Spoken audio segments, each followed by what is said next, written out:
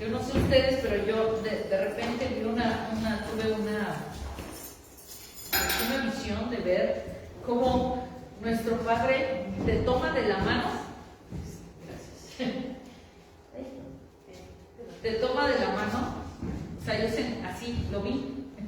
De hecho, esta vez sí lo vi. Te toma de la mano y te lleva. Es como sentir cuando te toma así de la mano como a un niño, cuando te toma de un niño.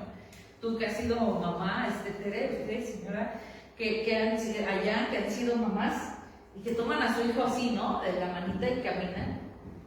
Así lo vi. Así lo vi como un padre grande, de esos papás grandotes, ¿no? Que te toman de la mano y te dicen, ven, yo te voy a llevar a esos lugares donde no hay temor, donde no hay coraje, donde no hay cosas que no nos dejan ser, ¿ok? Bien, pues gracias a nuestro Dios. Quiero pasar nada más una imagen para que la proyectes. Ahorita te la paso. ¿Cuál es tu mail? ¿Mi mail? Ajá. ¿Ahí tienes mail? Sí. Ok. ¿Ahí quizá? A ver, pónmelo aquí. Bueno, pues la verdad es que hoy quise hacer una prédica yo no sé, a lo mejor no hemos hablado mucho de esto. Venimos mucho con la euforia del Congreso, venimos mucho con la euforia de la presencia del Espíritu Santo en el Congreso, cuando ahora que estuvimos hace 15 días, el fin de semana. Y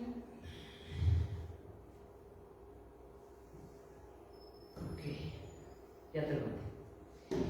Y bueno, pues no hemos hablado sobre un tema que es un tema muy especial y que es un tema de lo que está sucediendo actualmente en Jerusalén, lo que actualmente está existiendo y que desafortunadamente está pasando.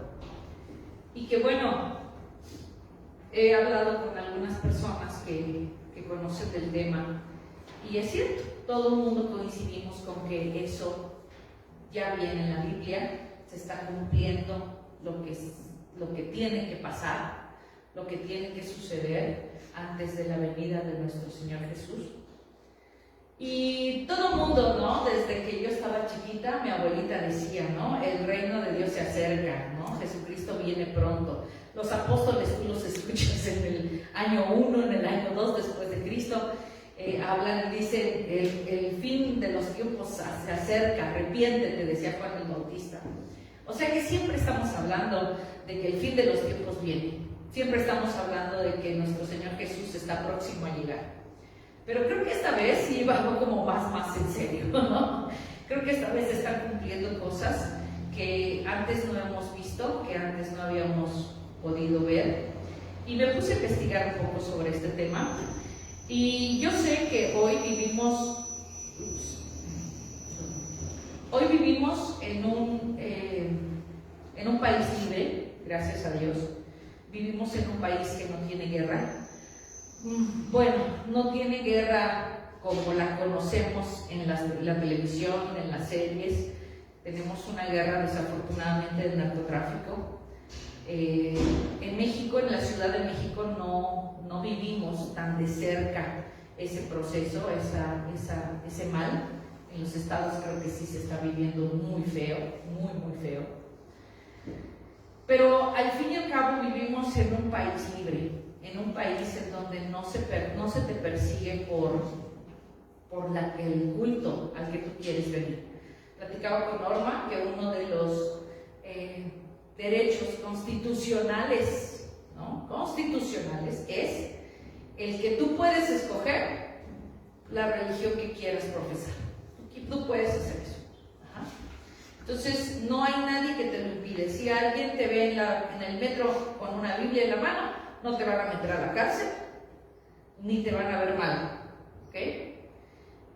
Hay una libertad, pero sí tenemos que ver cómo se hacen asemeja esto que está sucediendo en Jerusalén a la vida de nosotros, porque eso es lo que estaba yo investigando, qué es lo que está pasando y por qué. Es un largo, esto tendríamos que hablarlo por muchos días. ¿Por qué Jerusalén está siendo atacado de esa forma por los palestinos? Es un tema muy largo y muy controversial, porque habrá unos que están a favor, otros que están en contra, otros que dicen que sí, otros que dicen que no, y yo no me voy a meter en esos rollos. Lo que quiero y lo que estuve orando es traerles este mensaje. Vamos a orar y a decirle: Señor, te pedimos, mi Dios, Padre, que tú seas, Señor, el que tomes mis palabras, que puedan salir fluidas de mi boca, para que tú, Señor, nos enseñes qué es lo que tienes que decirnos con los hechos que están hoy sucediendo en otros lugares, pero que también tenemos que voltear nuestra vista y ver qué es lo que nosotros debemos de aprender de eso. Así que, Señor, siembra en nosotros una semilla que tenga frutos en un futuro y que tú quieres, en el nombre de tu Hijo amado Jesús. Amén. Bien, pues efectivamente, el fin de semana en el que estuvimos en el Congreso, el día 7, hubo una tragedia, hubo algo que todos los ojos del mundo repudiamos, que es: murieron más de 1,300 personas en un ataque de Hamas, y lastimaron mataron a más de 1,300 personas, lastimaron a más de 2,200, y entre ellos hubo niños, hubo gente lastimada, hubo gente que los raptaron, hubo niños lastimados, o sea, fue una masacre que no se había visto esto después de la persecución de judíos en la Segunda Guerra Mundial. No se había visto una cosa igual. Entonces, todos los ojos del mundo voltearon a ver eso, todos los ojos del mundo. Para los que a lo mejor no tienen mucho, no han visto las noticias, estos terroristas, porque eso es lo que son terroristas. Estos terroristas se hacen llamar Hamas.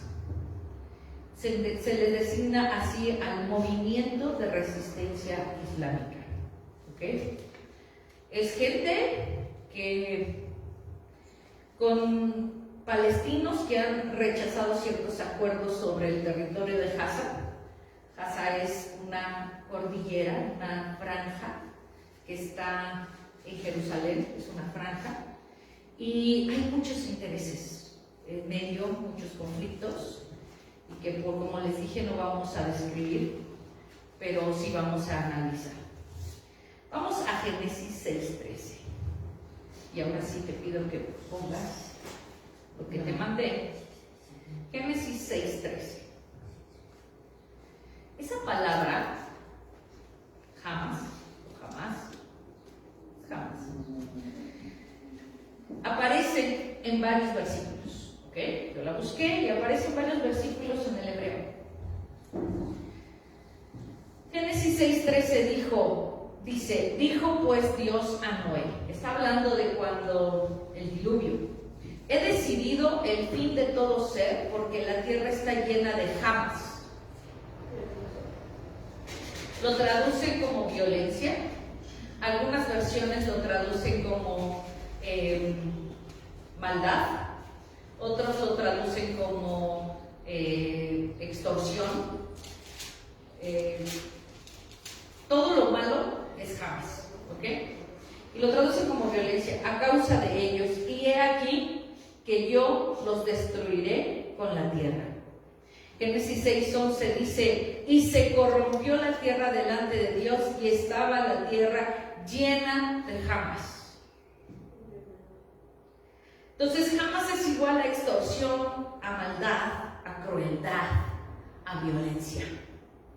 O sea, imagínense, jamás es la palabra hebrea que describe esta actitud del ser humano que llevó a Dios en el Antiguo Testamento a tomar la decisión de destruir a la humanidad por medio de un diluvio.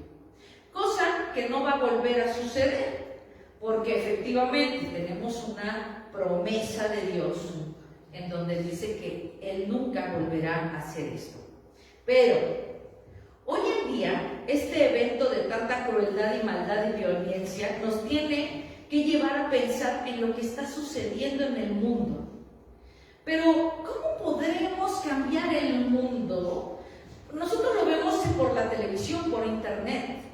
Podemos ver las cosas que suceden y orar por ellos, y se nos acongoja el corazón de ver a tanta gente que está corriendo en medio de las balas, en medio de las bombas, los edificios están cayendo y corren y corren y corren y te da... A veces pienso que ya estamos tan acostumbrados, la televisión nos ha hecho que estemos tan acostumbrados a ese tipo de escenas que a veces pensamos que eso sucede muy, muy, muy, muy lejos y que nosotros no tenemos nada que ver con ello. Porque al final de cuentas, todos los días nos levantamos, tenemos agua caliente, tenemos una cama caliente para poder dormir, tenemos un café caliente, tenemos un desayuno caliente, tenemos una iglesia en donde podemos venir a adorar a nuestro Padre y después nos vamos a comer todos felices. Tenemos el poder económico para hacerlo, aunque sean unos tacos o a lo mejor a una buena comida en un buen restaurante. Pero tenemos esas posibilidades y vemos a lo mejor en la noche las series en donde decimos, eso no sucede aquí. Pero yo cuando veo eso digo, ¿cómo puedo yo hacer, Señor? ¿Qué puedo yo hacer? Esta persona, esta humilde persona que está aquí parada, que es pastora de mi iglesia, ¿qué hago? Me voy allá me enlisto en las filas de las personas que están mandando dinero, porque también están pidiendo dinero, mandamos ayuda, mando dinero. ¿Qué tengo que hacer? ¿Qué tengo que hacer? ¿Qué tengo que fijarme en esto, Señor? ¿Por qué estás permitiendo hoy en día con los avances de la tecnología y que podemos tener la vista casi en vivo y a todo color de lo que está sucediendo? ¿Qué es lo que tú pretendes que nosotros entendamos? Eso es lo que yo le estuve preguntando toda esta semana a Dios. ¿Qué es lo que tú quieres que nosotros sepamos? Y entonces me puse a investigar. ¿Sabían ustedes que los judíos no creen en el diablo? ¿No sabían eso? ¿Sabían ustedes que para los judíos no existe el diablo? El diablo, como nosotros lo ponemos, esa persona llena de maldad y con una cola que tiene un trinche, ¿no? Que tiene una flecha, ¿no? Casi en la punta, y que tiene garras, y que tiene cuernos, y que es rojo, ¿no? Si lo pensamos nosotros. ¿Saben que ellos no piensan, no creen en eso? Para ellos no existe el diablo. Para ellos existe la maldad, que viene intrínsecamente unida al bien. Ellos así piensan. Alguna vez platicando con una amiga judía, me dice, Liliana, Dios dotó al ser humano de un libre albedrío. Si no hubiera bien y mal, entonces, ¿cómo podría ejercer ese libre albedrío? Me pareció muy lógica esa lógica. Y dije, sí, es cierto. Pero ahí les va la descripción de la maldad del lado cristiano. Hay algunos cristianos que se la pasan la vida predicando en un púlpito, diciéndole y echándole la culpa al maligno. Es que el maligno me tentó. Es que el maligno me hizo caer en tentación. Es que el maligno es protagonista en la vida de todo ser humano, porque capaz que el ser humano no tiene absolutamente ningún arma en contra del maligno. Así hay algunos cristianos. Algunos cristianos que le echan la culpa a todos los demás, incluyendo al maligno, de sus propias decisiones. Y me he cansado en esta iglesia, de repetirles, es tu perro y tú lo bañas. De repetirles, tú tomas decisiones. De repetirles, tú tienes que hacerte responsable de tus propios actos y de tus decisiones. Y las consecuencias que sufres de esas decisiones, no le digas a Dios que, ay, Dios, me abandonaste, ay, el maligno es bien malo. No, es tu decisión. Entonces, ¿qué pasa? Cuando nosotros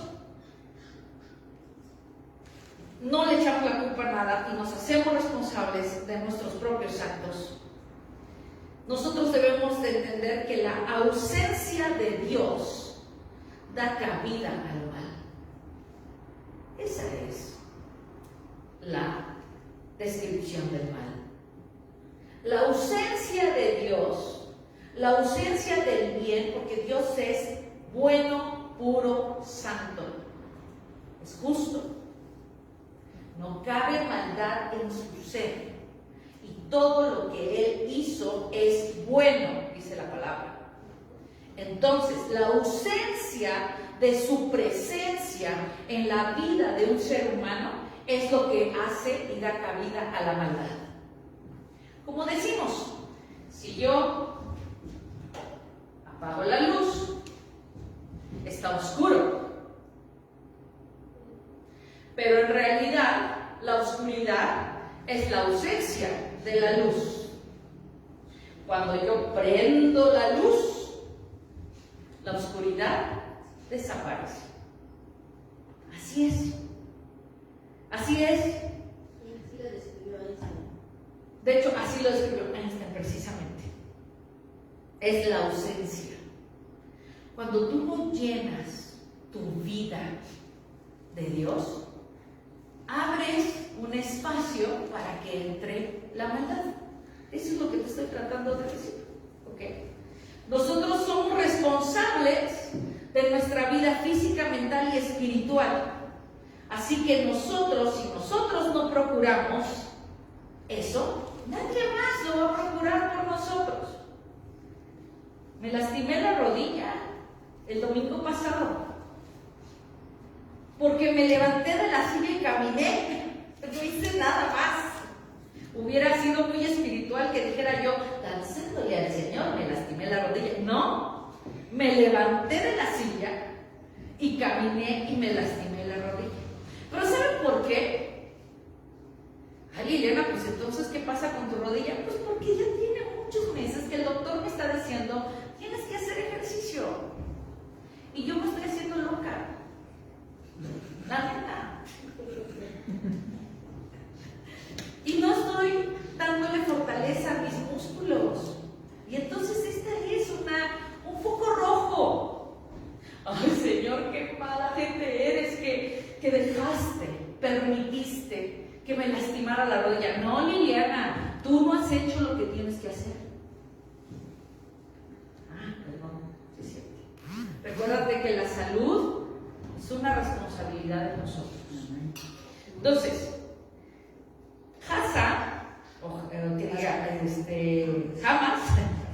jamás, hoy en día representa muerte y violencia que está en la palabra, en la Biblia. ¿Ok? Ya lo vimos en Génesis. ¿Lo pusiste? ¿Sí? ¿Lo vuelvo a ver?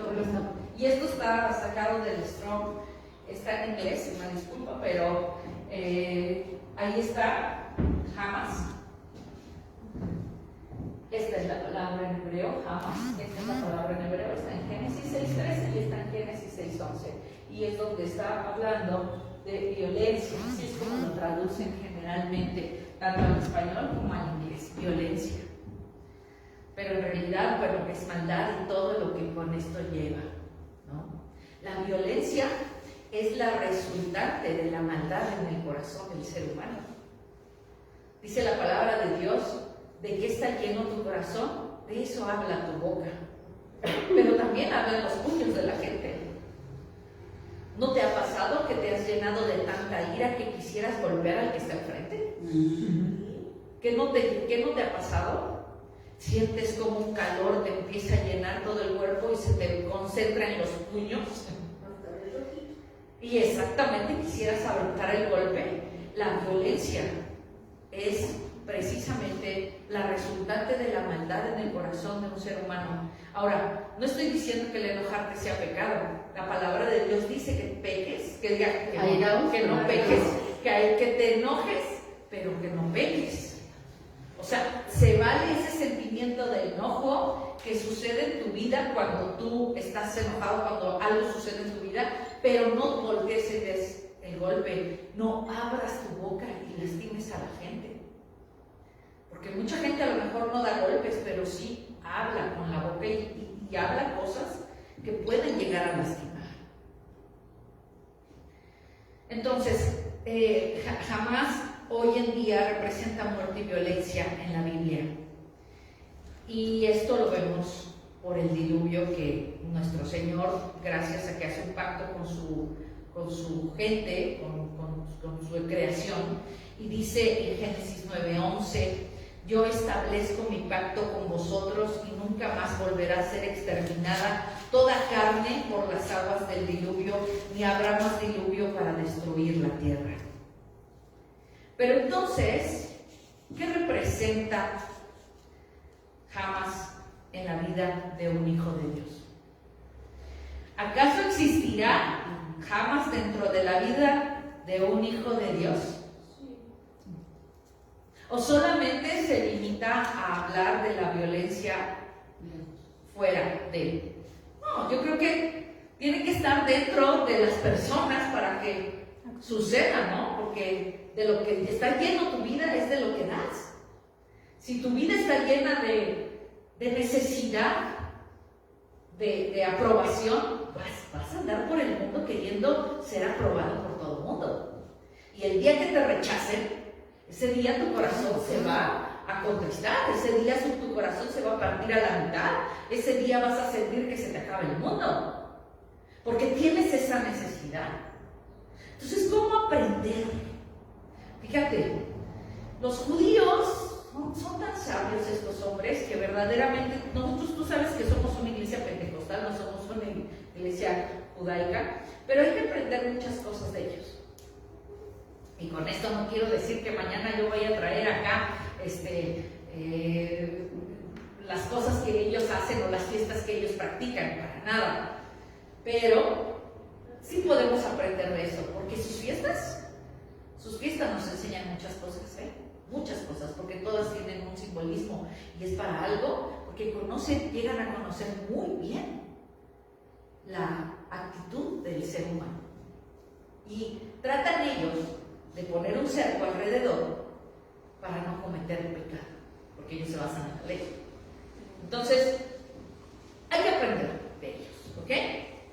Los judíos tienen un diferente calendario que nosotros, ¿están de acuerdo? Ellos van en su año 5784. Nosotros vamos en el 2023. Pero ellos, como no ha llegado su Salvador, como nosotros empezamos a contar el año 1 a partir de que Jesús sube al cielo, ellos no, ellos siguen esperando a su Salvador. Y llevan en el año 5784. Bueno, en este año, el mes llamado, este año, hay un mes, se termina casi el año, se terminó el año, se terminó el año, su año 5783, y hay un mes, que es el último mes del año, que no es un mes como el de nosotros de 30 días, es un mes de 40 días, en donde se llama Elul. Ese mes se llama Elul. Y comenzó, esto me llamó muchísimo la atención, comenzó este año desde el 18 de agosto. ¿Cuándo creen que terminó ese mes? El 7 de octubre. Así igual yo me quedé con esa carita. El 7 de octubre, el día de los ataques a Jerusalén. 40 días en donde se tiene que leer el el Salmo 27 todos los días. El 27. Y bueno, pues en este año, a causa de las guerras, de la guerra, o a causa de esta cosa que hicieron, no se pudo leer el día 7 de octubre, por último, el Salmo. Pero tenemos que ver qué dice el Salmo. Me gusta eso. Me gusta porque esa es la clave para esta guerra contra Hamas. Y si tú tienes una guerra en tu corazón, en Hamas, o sea, tú tienes un Hamas en tu vida, todos podemos tener ese Hamas. Ya te dije que la maldad es la ausencia de estar pegada a Cristo, de estar pegada a Dios. Ya te lo dije. Si tú descuidas tu vida espiritual, jamás va a entrar en tu corazón. Va a entrar esa maldad que va a generar violencia, que va a generar crueldad. ¿Puedes ver a algunos cristianos que hacen eso? Sí, he visto cristianos con una boquita de ay, Dios mío, por Dios. Con esa boquita comes y con esa boquita alabas a Dios, pero con esa boquita también destruyes. Es jamás dentro de la vida del ser humano. Entonces, en ese periodo de 40 días, los judíos se dedican a buscar a Dios. Y esto lo extraje directamente de un lugar donde explican todo esto. Elul es el último mes del calendario judío antes del Año Nuevo. Y es el mes previo al ciclo de las grandes fiestas. El Rosh Hashanah, el Yom Kippur y el Sukkot. Elul fue nombrado como el mes del arrepentimiento. Me encanta esto. Sin arrepentimiento no puede haber lucha en contra de Hamas. No puede haber lucha. Y antes del arrepentimiento tiene que haber un buscar de Dios. Porque si no buscas de Dios, no va a haber cabida para el arrepentimiento. ¿Qué pasa con las personas que están muy enojadas, en su posición enojada de yo fui ofendido, yo fui lastimado, me levantaron falsos testimonios, me están cometiendo injusticia? Ponle como tú quieras, no fui reconocido. Estoy haciendo memoria de cualquier sentimiento, pensamiento que entra en tu mente y te empieza a hacer todo un rollo acá. Te empieza a generar una maldad. Acá me enojo. ¿Sí? Estoy haciendo eso. ¿Qué pasa? ¿Qué pasa? Tienes que mantener a Dios en tu vida para que cuando trate de entrar ese pensamiento, lo eches fuera. ¿Por qué? Porque hay un arrepentimiento. Los judíos son mucho de saber que el ser humano no es capaz de mantener la ley al 100%. Por lo tanto, dedican un mes antes del Año Nuevo al arrepentimiento de esas obras. Nosotros todos los días deberíamos de hacer un acto de contrición ante Dios pensando qué fue lo que pasó diariamente y sacar y echar fuera todo lo que puede entrar en nuestro corazón y generar jamás. Jamás puede destruir tu promesa. Esa promesa que Dios te dio un día, la puede destruir, ¿sabes? Porque la puede arrebatar. Jamás puede destruir tu llamado. Si alguna vez alguien te levantó y te dijo, tú estás siendo llamada para predicarle a las naciones, poner una iglesia, tener un grupo pequeño, dar una clase, servir a Cristo de alguna forma, jamás puede destruir tu llamado. Jamás puede destruir tu vida completa.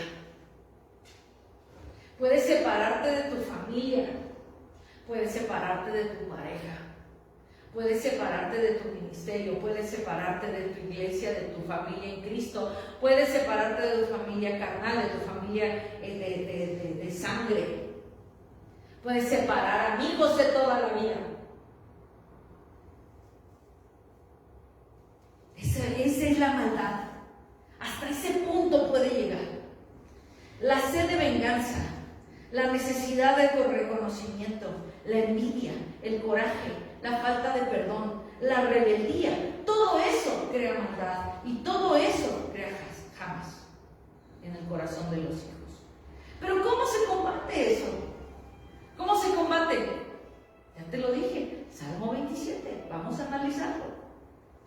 Dice, a partir del día del mes de Elul, los sabios indican pronunciar diariamente el Salmo 27. Nosotros tenemos que analizarlo, no nada más para pronunciarlo, sino para que verdaderamente sepamos qué es lo que debemos de hacer en nuestra vida. Y se los voy a leer sacado directamente del libro del judío. Por David, el Eterno es mi luz y mi salvación. ¿A quién le he de temer? El Eterno es la fortaleza de mi vida. ¿De quién me he de espantar? Cuando se acercaron a mí malhechores para devorar mi carne, mis opresores y mis enemigos, ellos tropezaron y cayeron. Aunque un ejército me asedie, no temería mi corazón, aunque se desatara guerra contra mí, en esto confío. Cuando habla de malhechores para devorar mi carne, habla de jamás. Ahí está la palabra jamás. Dice, todos estos jamás que menciona, esos enemigos opresores, yo, Liliana, los estoy traduciendo como pensamientos que nos atacan en esos momentos cuando la mente no está alineada a la voluntad de Dios. Así es como le describo. ¿Cómo? A ver, explícame más. Diría la Rosángel, aterrízamelo por un ejemplo. Mira, la voluntad de Dios ha sido algo que a lo mejor tú tengas que tenga que pasar y tenga que suceder. Te puedo dar un ejemplo. La voluntad de Dios es que esta iglesia se mantenga pequeña por un tiempo, porque necesitan todos sus líderes madurar, porque necesitan sus líderes conocer más, saber más. Pero yo estoy desesperada porque esta iglesia ya sea una gran iglesia de 50 personas. Yo estoy muy desesperada. Y entonces me empiezo a enojar con Rose, y me empiezo a enojar con Tere, y me empiezo a enojar con Sonia, y me empiezo a enojar con Monse, y con Norma, y con Héctor, y con los líderes de esta iglesia, y allá atrás me empiezo a enojar con él. ¿Por qué no vienen? ¿Por qué no están? Ya saben cómo es Liliana, ¿no? Y empiezo a generar jamás en mi corazón que va a generar violencia, empiezo a generar esa maldad que va a generar violencia para con todos ustedes. ¿Qué va a pasar? ¿Qué va a suceder? Yo me estoy alineando. Tengo que ser paciente. Tengo que esperar en los tiempos de Dios. Tengo que saber que el Señor, así como nos dio el crecimiento en pandemia y nos está dando el crecimiento allá en Oriente, así también tendrá que ser en esta iglesia. Pero si yo no alineo mis pensamientos a la voluntad de Dios, yo tengo mis propios pensamientos. Y entonces yo le quiero ayudar a Dios. Y entonces yo creo que Dios está siendo injusto. Y entonces yo me estoy enojando con los seres humanos porque los seres humanos no hacen lo que quiero, lo que yo creo que debe de ser. Y empiezo a generar un problema que va a hacer que menos crezca esta iglesia. Jamás divide, jamás mata. Eso es no alinearse a la voluntad de Dios. Entonces dice, aunque un ejército me asedie, no temería mi corazón, aunque se desatare guerra contra mí, en esto confío. Esa guerra son todos esos pensamientos que llegan a mi cabeza de qué va a pasar con esta iglesia, qué va a pasar, no crece, no llega la gente, no esto, esos pensamientos. Cuando estás en contra de una persona, cuando esa persona te hizo algo que no te pareció, algo pasó. No me gustó lo que pareció, pero entonces yo empiezo a abrir mi mente, a escuchar y a generar pensamientos para mal, en lugar de ir y decir, vamos a platicar, vamos a poner, ¿saben qué? Al enemigo le choca que la gente se una y platique y pongan sus diferencias sobre la mesa, le choca, porque a él le gusta manejarse en lo oscurito, en lo que está por debajo de la mesa, en el cuchicheo, en el chismecito. Así es. Entonces, sigamos leyendo. Una cosa he pedido al Eterno, esto procuro, que yo pueda morar en la casa del Eterno todos los días de mi vida para contemplar su agradabilidad de el Eterno y para visitar su santuario. Pues Él me ocultará de su tabernáculo en un día de adversidad. Me esconderá en lo recóndito de su pabellón. Él me elevará por sobre una roca, y entonces mi cabeza se alzará por sobre mis enemigos. Y en derredor y ofrendaré en su tabernáculo de júbilo. Cantaré y entonaré a Él Eterno. Dice la palabra de Dios, tú has vuelto mi lamento en danza. ¿Cómo? Yendo hacia el Eterno, estando en su presencia. Pero cuando empiezan a meterse esos pensamientos que nos empiezan a generar jamás en nuestro corazón, ¿qué es lo que pasa? Es cuando menos vamos con Dios. Estamos tan preocupados en que nos faltaron al respeto, en que nos cometieron injusticia, en que nos lastimaron, en el que no nos tomaron en cuenta. Estamos tan preocupados alineando nuestra voluntad a nuestros deseos que no volteamos a ver a Dios. Y aquí está la clave, tengo que morar bajo las alas del Eterno. Tengo que estar bajo su tabernáculo porque Él va a poner sobre mí cubierta. Él me va a cubrir. Y entonces va a cambiar mi lamento en danza.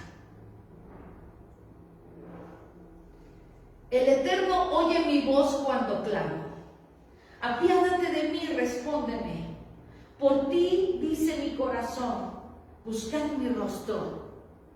Tu rostro, el Eterno procuro. No ocultes tu rostro de mí. No apartes a tu servidor airadamente. Tú has sido mi ayuda. Tú no me abandones ni me deseches, Dios de mi salvación. Aunque mi padre y mi madre, fíjense, estamos hablando de la parte en el Salmo donde entendamos, padre y madre era muy importante. Tú eras conocido como el hijo de. Yo soy Liliana Huerta, hija de Andrés Huerta, por eso es mi apellido Huerta. En los judíos el apellido es muy importante, o sea, tu descendencia, de dónde desciendes, es muy importante. Tu procedencia es muy importante. Y fíjate lo que te está diciendo ahí. Aunque mi padre y mi madre me han abandonado, ¿qué es lo peor que te puede pasar? Hoy estamos muy normales a que el padre y madre, pero se olvida olviden de los hijos. Pero en ese momento eso es lo peor que puede pasar. Entonces, imagínate lo peor que pueda pasar. Imagínate lo peor que pueda pasar en tu vida. ¿Qué es lo peor que pueda pasar en tu vida? Que toda tu familia se olvide de ti. Que toda tu familia te dé la espalda. Que toda tu gente que te ama, que te dice que te ama, te dé la espalda. Eso es lo que está hablando él. Aunque todo tu padre aunque mi padre y mi madre me hayan abandonado, el Eterno me ha recogido. Con Él me basta. Yo me acuerdo de esa frase que Dios me dio hace muchísimos años, cuando yo apenas estaba comenzando en la palabra de Dios, y me dijo que conmigo te baste. Me lo dijo muy joven, me lo dijo a los 30 años. ¿Quién sabe por qué, verdad? Porque sabía lo que iba a pasar en un futuro, sabía a dónde me iba a dirigir y qué es lo que iba a hacer. Y Él me dijo la clave, que conmigo me te baste. Porque sí, tengo muchos amigos, y tengo mucha gente que me ama, y tengo mucha gente que me quiere. Y tengo mucha gente que ve por mí, que me cuida y que me procura, como Monse, por ejemplo, cuando le mando un mensajito, como Yadira, como Tere, que está hablando por mí, como Sonia, que nada más está al pendiente de qué se me ocurre, qué no se me ocurre. O sea, yo lo sé, como Norma, por supuesto, en la casa. Pero aunque pase en algún momento el gran dolor de que alguien de ustedes me deje, con mi Señor me basta. Con mi Señor me basta. Entonces dice, el Eterno, enséñame tu camino y condúceme por la senda de la rectitud a causa de mis enemigos. Por eso te decía, la palabra de Dios dice, enójate pero no peques. Muchas veces a causa de nuestro enojo, porque queremos que nuestra voluntad se haga y pecamos a consecuencia de eso. Dice la palabra, no me entregues a la voluntad de mis opresores, porque se han levantado contra mí, vuelvo a repetir, jamás. Falsos testigos y ellos hablan mal. Así se dice jamás. Si yo no hubiera creído que vería la bondad del Eterno en la tierra de los vivientes, confía en el Eterno. Sé fuerte y envalentona tu corazón y confía en el Eterno. Así es como dice la palabra. Dice, confía en el Eterno, sé fuerte y envalentona, o sea, sé valiente en tu corazón y confía en el Eterno. Entonces, ¿cuál es la resistencia o el combate a Jamás? Confiar en Dios. Confiar en Dios. Hace unos años, hace 7 años, algunos de ustedes estaban por causas que si son justas o injustas, no me importa. Yo tuve que sentarme 3 meses de esta iglesia. Eres como me dejarás mentir. La iglesia no sabía por qué. Solamente se les dijo, si quieren algo, vayan con otra persona, con Liliana no. Y yo, en ese momento, yo sentí que había injusticia en mi vida, que estaban cometiendo injusticia. Y yo tuve que decidir si dejaba entrar a Jamás en mi vida, o dejaba entrar el coraje, la falta de justicia que yo pensaba que me estaba cometiendo, la falta de justicia, etc. Si yo pensaba eso, yo iba a dejar que Jamás hiciera lo suyo. Y hubiera robado mi llamado, hubiera robado mi iglesia, hubiera robado mi promesa de Dios. Y 3 meses me bastaron para poder estar en comunión con Dios. Bendito sea el Señor, que nunca me dejó soltarme de su mano. Y todo se resolvió en 3 meses. Pero tuve que tomar una decisión acción aún en contra de lo que yo estaba sintiendo, que era seguir adelante, cumplir esos 3 meses con humildad y con obediencia, aunque no fuera justo según mi cabeza, y seguir adelante. Y hacer todo un proceso de limpieza, un proceso de perdón, un proceso muy fuerte, que verdaderamente les puedo decir fue muy fuerte, que no nada más fue 3 meses, duró todo un tiempo. Pero Dios sabe lo que hay en mi corazón hoy. Dios sabe verdaderamente lo que hay en mi corazón hoy. Y por sus frutos os conoceréis, dice la palabra. Pero jamás pudo haber robado en ese momento mi llamado, mi promesa y lo que yo quería ver en esta iglesia. No dejes que jamás robe lo que Dios tiene para ti. No dejes que Él robe y quite en un momento de decisión, de pura decisión. No pienses con tu cabeza, déjale al Señor que Él sea el que te defienda, que Él sea el que demuestre su justicia, que Él sea el que te defienda ante sus malhechores, ante toda la gente que te quiera lastimar. Porque tú eres hijo, eres hija, y Dios no te va a dejar avergonzar. Amén. Cierra tus ojos y vamos a orar. Padre, gracias Señor por esta palabra que hoy traes a nuestro corazón. Gracias mi Señor por tu amor, por tu bendición. Gracias Padre porque tú has puesto en nuestro corazón, Señor, el alabarte, el bendecirte y el estar siempre a tus pies, pegado a ti, mi Señor, bajo tu poder, bajo tu cobertura. No dejes, Señor, que nos distraigamos de la derecha ni izquierda. No dejes, Señor, que la maldad de este mundo nos llene en la cabeza. No dejes, mi Señor, que podamos dar un paso en falso. Manténnos siempre junto a ti, mi Señor. Bendícenos con tu amor. Que en todo momento podamos ver, mi Señor, tu Espíritu Santo. Que en todo momento podamos ver tu amor, tu camino. Que no perdamos ese norte, ese camino. Bendícenos, Dios. Y bendice, Señor, a toda la gente que está sufriendo en esta guerra interminable, en esta guerra que lastima.